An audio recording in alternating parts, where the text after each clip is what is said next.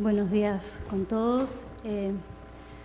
Bueno, espero pues que esta pequeña introducción no sea muy repetitiva, no he podido acompañarlos en estas dos jornadas que han tenido.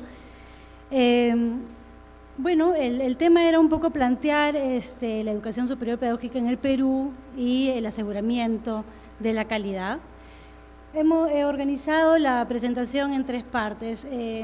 Rápidamente, en realidad, porque yo creo que todos ustedes ya lo conocen, pero para quienes no lo conocen, hablar sobre la evolución y la situación actual, digamos porque creemos que ha cambiado un panorama, ¿no? Que nos coloca en una situación, nos coloca con retos distintos que tendríamos que poder y saber afrontar ahora. Hablar un poquito sobre lo que hemos ido haciendo en términos de aseguramiento de la calidad y condiciones, porque creo que vamos a ir hacia ahí con esta presentación para plantearlo, qué condiciones necesitamos en realidad para el tema del aseguramiento de la calidad. Y luego los lineamientos de la política de educación superior pedagógica que estaríamos tratando de esbozar, un poco retomo lo señalado por Ricardo, no era, creo, el tema a profundizar, pero veremos cómo nos va en el tiempo para ver qué estamos pensando sobre eso. Bueno, rápidamente, hay una evolución o un nuevo panorama cuando hablamos por lo menos cuantitativamente en la educación superior pedagógica del Perú. Hace más de 15 años nosotros enfrentábamos el gran reto de tener una oferta masiva y en algún momento se plantea la alerta de haber tenido una sobresaturación del mercado porque estábamos formando a muchos docentes que probablemente no iban a tener dónde insertarse. Teníamos problemas también de calidad serios que ya podíamos detectar y entonces empiezan a plantearse varias políticas, obviamente desde los 90 y luego también al comenzar el 2000, ¿no? En el 2002, por ejemplo, luego de haber tenido ya haber tenido una cantidad enorme de instituciones y de estudiantes en formación,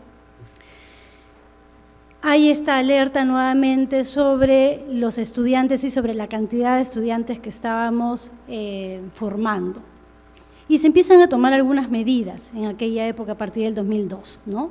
Se empieza, por ejemplo, a poner los máximos de ingresantes que podían ser autorizados según algunos criterios y empiezan a esbozarse los primeros mecanismos de autoevaluación interna y de verificación externa para ver si si las instituciones cumplían con algún nivel satisfactorio, ¿no es cierto?, y poder otorgar la autorización de metas.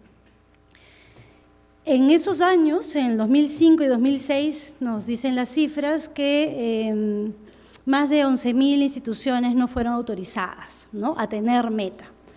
Entonces, de lo que estamos hablando es cómo ya frente a un escenario de masificación de la formación, desde el Ministerio se implementan algunas políticas justamente para reducir no solo el tema de número, entiendo, sino también el impacto que podía estar generando para el propio docente por su inserción y en el propio sistema educativo.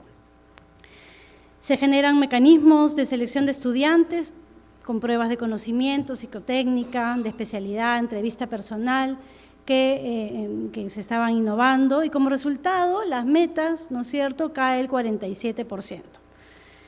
El número de ingresantes es menor, empieza a verse un camino distinto en términos de postulantes, ingresantes, y empieza una transformación en comparación a esa época de lo que con otras medidas vamos a ver como resultado ahora. Un poco estoy haciendo la historia de cómo era antes y enfrentábamos una problemática y ahora estamos enfrentando otra problemática sin haber perdido de vista que el tema de calidad siguió siendo un problema constante, ¿no? En fin, los números cambian muchísimo. Una siguiente política en línea de tratar de poner algunos mecanismos para mejorar los procesos de selección, por un lado, y tratar de garantizar, porque ya desde hacía años veníamos identificando que teníamos un problema en el ingreso a la formación en la carrera de educación. Y desde el 2007, como ustedes saben, se instala pues la nota 14 que lo que genera es, entre otras cosas, un bajón importante en el ingreso y luego en la sostenibilidad de las instituciones. Podemos ver algunas cifras, entonces, cómo se modifican los postulantes inscritos desde el 2007, es decir, desde el 2005, 2006, hay un bajón, postulan 17.950, en el 2008 hay una postulación de 6.812. Este fue un reto duro, importante para quienes en ese momento tenían la expectativa de formarse para las instituciones, para el ministerio. De hecho, tuvo algunas consecuencias y luego se analizó y se discutió muchísimo sobre esta política, porque finalmente también excluía a un sector de la población, ¿no? Pero nos estábamos también jugando ahí algunos elementos de calidad. Esto, bueno, luego se modifica en el tiempo, ¿no es cierto? Y es entre el 2012 y 2013 donde vamos a ver una relación distinta entre los postulantes inscritos y los postulantes evaluados, ¿no? Del 2007, cuando postulaban 17.000, lograron aprobar en esta prueba 424 jóvenes para entrar a la carrera, ¿no? Solo el 3% logró ingresar y esta tasa, digamos, se mantiene. Recién en el 2010 llega al 29% de los que postulaban logran entrar a esas instituciones. En fin, el 2011, 2012, 2013, como ustedes saben, se elimina esta forma de admisión, se cancela lo de la nota 14, las instituciones empiezan también a participar en los procesos de evaluación y entonces, bueno, el porcentaje varía. Igual los números no se han recuperado mucho, pero esto obviamente tuvo una repercusión con la matrícula, ¿no? Si estábamos hablando de unas matrículas de 35.000 en su momento y podemos ver el comportamiento tanto de las instituciones públicas como privadas, donde en realidad la principal caída, o sea, digamos, más acentuada fue la caída entre las instituciones privadas, y ustedes lo saben. Llegamos al 2011 con 740 en privados, ¿no? En matrícula. Y 6.462 en el ámbito público. Con el cambio de la política, entre el 2012 y 2013, esto cambia nuevamente, empieza a cambiar, pero hoy por hoy, cuando estamos hablando, y por eso quería entrar por acá, disculpen si es que ya lo han visto antes, nos genera otro escenario, ¿no? Estamos hablando nuevamente de un problema de calidad y lo vamos a analizar y se ha venido trabajando sobre ello, pero con una dimensión completamente distinta, porque obviamente estas políticas fueron solo dirigidas a uno de los actores institucionales que tienen que ver con la formación de los docentes, ¿no?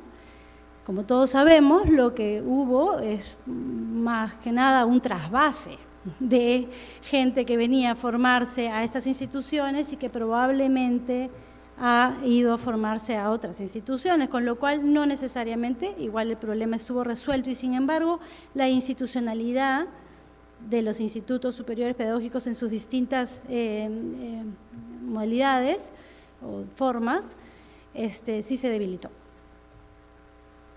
Hoy que tenemos entonces, de estas dimensiones estamos hablando de 3 tipos de institucionalidad que seguramente ya lo han visto, pero estamos hablando además de que tenemos instituciones que siendo o estando autorizadas no están en funcionamiento. Es decir, ya hay una dinámica en el ingreso a estas instituciones que se está dando más allá de la normativa, ¿no? No es un tema de cuotas como se puso en su momento para controlar, sino que más bien ya no llegamos a las cuotas mínimas y eso está generando, como digo, muchos problemas. Cuando vemos a los profesores, también, y no tengo aquí, no he traído, digamos, los comparativos anuales, pero sí estamos hablando de una población que finalmente se ha reducido significativamente, ¿no? En total, de todos los docentes formadores que están detrás de estas instituciones son 2.587. donde un mayor porcentaje sigue siendo los docentes nombrados, pero tenemos un buen grupo igual de contratados. Si a esto le sumamos todas las políticas o no políticas que hemos podido tener todavía en cuanto a la ley de carrera de este actor fundamental en la calidad de la formación de los futuros docentes, entonces, digamos, no es menos que muchos de estos formadores estén trasladándose y trasvasándose justamente a otras partes del sistema, a la formación básica, a ser acompañantes, ¿no? Hay una migración. Con esto, ¿qué quiero decir? Que en realidad, si alguna vez esta fue una institucionalidad donde lo que teníamos que probablemente controlar era cómo los problemas de calidad afectaban enormemente al sistema por la cantidad de gente que votaba, ahora estamos en otro escenario. Esto nos plantea, en algunos casos, mayores dificultades, en otros casos, de repente podríamos verlo como una oportunidad de resurgimiento y de fortalecimiento a través de las políticas que nos toca hacer y que estamos queriendo hacer en realidad, ¿no? Esta ley que hoy no existe, en realidad está siendo planteada y esperamos que sea uno de los puntos importantes para mejorar estas instituciones. Hablando sobre el aseguramiento de la calidad y las condiciones, esto fue lo que pasó, la acreditación, como ustedes saben, primero hubo un proceso de adecuación de las instituciones, ¿no es cierto? Teníamos 359 en total entre públicos y privados. Pasamos a un proceso de autoevaluación con fines de acreditación, 262 instituciones, pero en realidad a la fecha tenemos 2 instituciones que han logrado ser acreditadas, ¿no? Y tenemos una proyección que no solo sale de la dirección, sino también con Procalidad, con el equipo del CINEACE, digamos, revisando en qué etapa se encuentran algunas instituciones, sujeto igual a seguir validándolo. En principio, tenemos identificados que para el 2014 podrían acreditarse unas 9 instituciones y el 2015 unas 33. Nosotros, antes de ir al tema de las condiciones, hemos tratado de analizar, escogimos 5 casos que nos parecían interesantes con el equipo de la ADESPE para mirarlos un poquito, qué es lo que encontrábamos. Es decir, cómo juega el tema de la acreditación, estar tanto tiempo detrás en la calidad efectiva de esas instituciones y de la formación que se brinda. Creo que este conversatorio es un poco para ir en esa ruta, cuánto nos está ayudando o no nos está ayudando los criterios que hoy tenemos o los sistemas que hoy tenemos, el esfuerzo institucional que hemos hecho y qué nos está faltando o nos ha faltado para seguir en esta ruta, ¿no? Pero mirando, digamos, cruzando un poco en estos casos, encontramos 7 factores que, digamos, dentro del conjunto de criterios y de indicadores que, como ustedes saben, son bastante, encontramos que podían haber sido estos 7, algunos que nos puedan ir dando una pista de la calidad en la cual, o de las condiciones para el mejoramiento, probablemente, de la calidad que tienen estas instituciones, ¿no? Por un lado está el liderazgo compartido, y eso además va a ser, coincide mucho con la literatura que vamos a encontrar tanto en la básica como en superior. El liderazgo de la institución no tiene solo que ver con el director, sino con los colaboradores y los docentes formadores que están detrás liderando procesos. La revalorización docente a través del reconocimiento de sus capacidades, contribuyendo en sus procesos formativos. Es decir, cuando miramos estos casos, encontramos estos elementos. Y no es gratuito que aparezcan estos elementos de revalorización como fundamentales. Demanda regional permanente para la actividad de la formación docente. Es decir, son instituciones que están permanentemente nutriendo, interactuando con las demandas de sus regiones. Tienen un espacio en la región, aún con los tamaños que he contado, que son tamaños bien chiquitos. En realidad, cuando uno piensa en el sistema educativo y en los 280.000 docentes, más o menos, que tenemos con aula a cargo, hablar de 14.000 estudiantes en estas instituciones ¿no? Suena poco. Obviamente no estamos sumando aquí a todos los que se están formando en las universidades, pero solo para ver dimensiones. Un cuarto factor es la imagen de calidad reconocida regionalmente, es decir, hay cierta sintonía y eso habla bien de estar en un proceso y próximos que no solo se cuente con algunos criterios o que se estén resolviendo algunos temas importantes de calidad, sino que haya una percepción desde fuera que eso, digamos, ¿no? Está rebotando y probablemente sigue promoviendo un esfuerzo. Egresados que se valoran, ¿no? Cuyo desempeño se valora en la región, tiene que ver con el prestigio de las instituciones.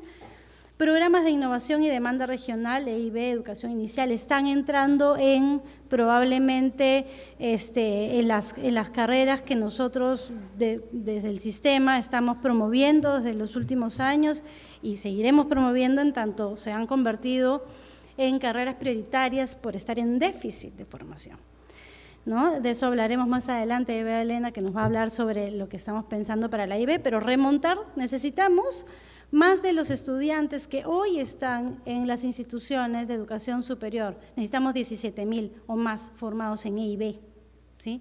Eso es más de lo que hoy tenemos. Eso significa un salto sustancial tan solo para atender una demanda formativa. Y si hablamos de la formación en educación inicial, ¿no es cierto?, es otra de nuestras prioridades porque tenemos un déficit enorme en términos de la cobertura del servicio educativo.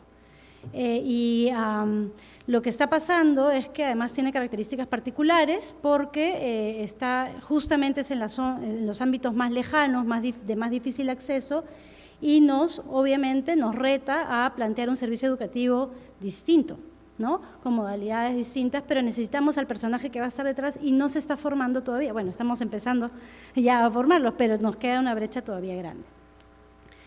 Y el séptimo, digamos, criterio, factor que podría estar ahí implicado son los resultados satisfactorios en la autoevaluación, ¿no? que han ido teniendo con el Minedu, con otras instituciones. Pero no era la idea entrar en el detalle de cada uno de ellos, pero escogimos estos que parecieran estar ahí en línea de poder lograr una acreditación y poder decir, lo logramos. Ahora, quería hablar sobre las condiciones, ¿no? En realidad, si tuviéramos que filtrar algunos grandes asuntos de criterios de la calidad, supongo que lo han hablado bastante acá, casi todos los modelos de gestión de la calidad tienen, de la formación, tienen estos grandes rótulos, ¿no? No es muy innovador. Estamos hablando de las personas que dan el día a día y que participan en la transformación desde el estudiante y las capacidades con las que viene, ¿no es cierto?, tiene un peso importantísimo en lo que va a suceder después de la formación. Cuando no hemos cubierto las competencias básicas, de la básica, quiero decir, aspirar a una formación superior para subirle la talla es un gran reto y eso no ha estado pasando, no ha pasado antes, no pasó con la nota 14 y no lo estamos logrando todavía ahora. Es un criterio, es un factor crítico. ¿Qué estamos haciendo y qué vamos a hacer respecto a ese factor? Creo que es algo que va más allá del criterio desde la mirada institucional de una acreditación. No trasciende porque estamos hablando de un sistema que se conecta con otros sistemas, que se conecta con el prestigio de la carrera, que se conecta con lo que hagan las universidades, que se conecta con quienes están viniendo a formarse para ser educadores, ¿no? Tiene que ver con los egresados. Bueno, obviamente, y para lograr los egresados con el perfil que necesitamos, hay todo un proceso formativo en el cual participan directamente los formadores. Entonces, preguntarnos por cuánto nuestros programas formativos están realmente alineados al perfil o al perfil y al estándar de egreso que necesitamos para que puedan cumplir un buen rol en el campo, en el aula o en el campo, en el dominio en el que se encuentre. Pero que por lo menos logre insertarse y insertarse adecuadamente, esas son grandes preguntas que tendremos que hacer y que parte del proceso del aseguramiento de la calidad, tienes mecanismos, tienes criterios, tienes indicadores para mirarlo permanentemente, pero lo cierto es que eso es lo que en realidad produce los aprendizajes del egreso, ¿no? Y, como siempre, el modelo de gestión institucional que esté detrás, es decir, el líder y el conjunto de equipo que va a estar detrás conduciendo, porque esto no va a pasar solo por los formadores, ni se va a resolver solo con el buen perfil de los estudiantes para poder lograr el perfil de egresados que necesitamos. Es una combinación de variables, por eso tienden a ser complejos y extensivos los sistemas de evaluación. Pero la pregunta que quería plantear es qué condiciones requerimos para de verdad apuntar a temas de calidad y que en simultáneo podemos hablar de los procesos de aseguramiento, de acreditación, de autoevaluación, de acreditación, de mejora continua. Es decir, ¿cuánto de esto podemos echarlo si no tenemos las condiciones básicas que trascienden a la institución, que tiene que ver con las políticas de Estado para empezar a manejar varias variables a la vez y empezar a hacer cambios en ellos, ¿no? Entonces, en realidad, estas condiciones tienen que ver con el mea culpa del Estado, del sistema, y lo que decía Ricardo sobre las políticas que tenemos que implementar. Entonces, yo creo, y un poco el mensaje aquí es, si no tomamos esto, un poco la conclusión es poco vamos a terminar haciendo con los procesos de acreditación. Esa es un poco la llamada. Bueno, en los lineamientos queríamos contarles, ayer hablamos desde el lado técnico, desde la técnica, de las políticas de la superior, que tiene que ver con los institutos superiores tecnológicos. Tiene otro reto distinto, ellos están en otro momento también de análisis al de la superior pedagógica, y quería contarles rápidamente cuáles son estos lineamientos de política. Tenemos tres. Uno, el mejoramiento de la calidad de la educación superior, que tiene que ver con el ordenamiento institucional y territorial. O sea, la pregunta ahorita con los retos que tenemos es cuántas instituciones, cómo instituciones y cómo hacemos para que esto revierta y se consolide las fortalezas que tenemos que ir capturando. Que tenga si cuando vemos el número de instituciones y vimos el número de estudiantes, no hace sentido, ¿no? Ni pensando en lo público ni pensando en lo privado. Tenemos una capacidad instalada que en realidad no está siendo usada, ¿no? Y eso nos obliga a pensar, bueno, ¿cómo vamos a responder? Va a ser un actor fundamental para la reforma de la formación inicial. En realidad debiéramos tener más estudiantes formándose, pero necesitamos unos requisitos, necesitamos resolver unos requisitos, y probablemente uno crucial tiene que ver con los formadores, ¿no? Con los formadores que si tenemos la cantidad suficiente para asumir este salto. La alineación de carreras estándares de egreso de acuerdo al marco del buen desempeño. Esta es una línea en la que estamos empezando este semestre y tiene que ver con, hoy por hoy ya contamos con un gran referente, casi por primera vez de consenso, de un marco del buen desempeño que define cuáles son las competencias básicas de cualquier docente. Obviamente es un instrumento todavía ancho, todavía no nos permite aterrizar tan fácilmente a programas formativos, ni siquiera evaluación, requiere, ¿no? Tenemos que aterrizarlo, esa es una tarea en la que hay que estar. Pero lo que no está tan claro, y no tiene que ver solo con las instituciones de educación superior pedagógicas no universitarias, sino con la universitaria, y ahí es el planteamiento, ¿no? Necesitamos políticas que trasciendan a esa institución. Porque cuando tenemos políticas que solo son dirigidas a esa institución, la que en principio tiene más llegada al Ministerio de Educación, lo que pasa es que no se resuelve el problema se nos corre, ¿no? Entonces, trabajar sobre cuál es la definición, cuáles son esos estándares de egreso que nos permiten articular y asegurar que después de la formación vamos a conectar con la posibilidad del ejercicio profesional. Y eso ya no está en el aire, eso está vinculado al marco del buen desempeño y cómo la formación debiera alinearse a eso, pero claro, como vuelvo a decir, nos falta igual los detalles específicos de cada carrera. Y un rol que en realidad no hemos estado cumpliendo bien, y todos lo saben, que es el de supervisión y fiscalización. La lógica ha sido más bien la de ahorcamiento, ¿no?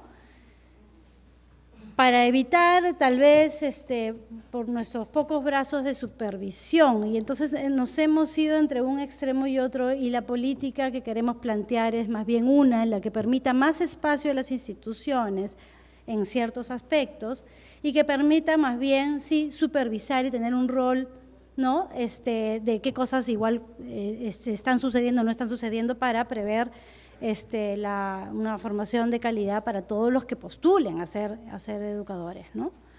Entonces, esa es una política que se nos había quedado ahí en el descuido y que queremos incorporarla. El lineamiento es la promoción del acceso a la educación superior pedagógica en centros de excelencia, es decir, en simultáneo a hacer el mejoramiento del conjunto, en realidad hablar sobre centros de excelencia para los que van a ser los futuros educadores de todo nuestro sistema educativo no es poca cosa. En realidad no sirve mucho tener un número de instituciones si es que no podemos montarnos en todas ellas para formar a todos nuestros estudiantes. Y aquí un poco la idea es abrir otras posibilidades. Tenemos efectivamente posibilidades de plantear becas, pero tienen que ser becas planteadas en espacios donde estemos garantizando que sí se va a dar un aprendizaje pertinente para las demandas del sistema educativo, ¿no? Con fomento de la participación privada cuando sea el caso y con incentivos, por ejemplo, los tributarios cuando sea el caso, es decir, incluso tener alianzas estratégicas entre, ¿no? Eso es lo público con privado, porque tenemos que ir pensando dónde rápidamente vamos a ir y con qué capital vamos a empezar a mejorar rápidamente espacios de excelencia. Y otro elemento tiene que ver con el mejoramiento de la información de la educación superior pedagógica, que tiene que ver con lo que siempre hemos dicho y nos cuesta tanto, que es entender el ahora y prospectivamente cuáles son nuestros escenarios de oferta y demanda, porque el sistema educativo es un sistema como cualquier otro, cambiante, es dinámico. Y lo que nos ha pasado es salir de un momento en el cual habíamos proyectado que no necesitábamos tantos docentes en general, ¿no? Y los promedios aquí nos sirven, a tener un escenario en el que en realidad necesitamos todavía docentes con perfiles adecuados para determinadas poblaciones que no estaban siendo atendidas, ¿no? Y creo que nos falta pensar un poco más y hacer esa alineación, y no tenemos la información en muchos de los casos. Y lo otro que tiene es el perfil de egreso y la inserción laboral, es decir, deberíamos tener mucho más información, no solo a nivel de ministerio, sino como institución, como un elemento y criterio de calidad de dónde están, si se están insertando, qué es lo que está pasando, y tener finalmente este entorno laboral son nuestras escuelas, son nuestro sistema educativo, ¿no? Nos falta, sin ese sistema de información mejorado, no podemos ver, no podemos gestionar, no podemos tener buenas políticas, podemos tener políticas erráticas. Bueno, parte de lo que ya he dicho, para no repetir, entonces el ordenamiento institucional, la propuesta aquí es similar a la que se planteó ayer, en el sentido de tratar de ir sincerando las instituciones que tenemos. Nosotros tenemos los ISP y los ICE, y la idea con los ICE fue una mixtura que se generó también por una coyuntura particular, y la idea es llevarlos a que sean efectivamente pedagógicos o efectivamente en el campo de la técnica. Y eso nos va a tocar ver con ellos y cada uno en cada uno de esos casos, pero para poder repotenciarlos, ¿no? El fortalecimiento y articulación y racionalización de los ISP públicos por ámbito regional. Es lo que les señalaba, tenemos en principio 122 ISP públicos, por ejemplo, y la idea es, si quisiéramos ir hacia una lógica de excelencia, ¿cómo es que vamos a ir articulando? ¿Ya estamos? Ok. En ámbito regional tendríamos que verlo muy bien. Bueno, la alineación de carreras a estándares de egreso, esto es lo que les he contado de definir estándares por carrera, vamos a empezar por algunas carreras prioritarias, y con la idea de que podamos tener mecanismos de evaluación al egreso de las carreras. Nuevamente, esta no sería una política exclusivamente para los no universitarios, sino en general. Creemos que la única forma de que esto funcione, por lo menos para ver dónde estamos, ¿no? ¿Qué estamos logrando luego del tránsito formativo? Es tener una política que nos permita a todos saber qué estamos haciendo. La supervisión y fiscalización que ya les he comentado, nos toca no solo ver el sistema, un sistema que no nos tampoco sature ni los ahorque, y también uno que tenga, ¿no? Modelar las infracciones, acciones, sanciones y también, ¿por qué no?, los incentivos. Bueno, voy a ir pasando. Sobre el modelo de formación de superior pedagógica, este modelo está orientado a los requerimientos actuales y futuros del sistema educativo. Tenemos que lograr encontrar una dinámica en la cual vamos identificando con mayor claridad y mayor versatilidad qué es lo que vamos a requerir para que las instituciones puedan tener también la versatilidad de ir hacia esas carreras.